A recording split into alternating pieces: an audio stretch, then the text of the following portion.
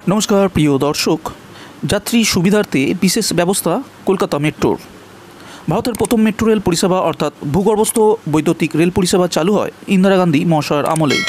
भारतेर प्रधानमंत्री इंदिरा गांधी भारतेर प्रथम और एशिया महादेशेर पंचम मेट्रो रेल परिसेवा कलकाता मेट्रोर उद्বোधन करें 1984 सालेर 24 अक्टोबर। एस्प्लेनेड थेके भवानीपुर पर्यन्त 3.40 किलोमीटर दैर्घ्यर मेट्रो रेलपथ चालू करा हय सेदिन। भारतेर प्रथम मेट्रो रेलटी चालक छिलेन तपन कुमार नाथ और सञ्जयशील महाशय। समय बाँचानो और यातायातेर सुविधार कारणे बहु मानुष मेट्रो रेलपथके बेছে নেন दैनन्दिन यातायातेर क्षेत्रे। तबे इदानीं साधारण मानुष एकटू समस्यार मुखे पड़ेছেন। मेट्रोर एकाधिक लाइन निये मानुषेर बिभ्रांतिर शेष नेই। सबथेके बेशी समस्याय पड़ेছেন एस्प्लेनेड थेके हावड़ागामी यात्रीरा।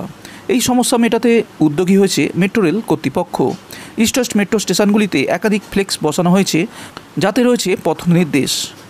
বেশ কয়েকদিন হয়ে গেছে ইস্ট ওয়েস্ট মেট্রোর রেলপথ চালু হয়ে গিয়েছে, কিন্তু যে সমস্ত যাত্রীরা এসপ্ল্যানেড থেকে হাওড়া যেতে চাইছেন তারা ঠিক কোন পথে গেলে সঠিক ট্রেনটি পাওয়া যাবে তা নিয়ে একেবারেই কনফিউজ। যাত্রীদের এই কনফিউশন দূর করতে মেট্রো রেল কর্তৃপক্ষ পথনির্দেশ যুক্ত ফ্লেক্সগুলি বসানোর সিদ্ধান্ত নিয়েছেন।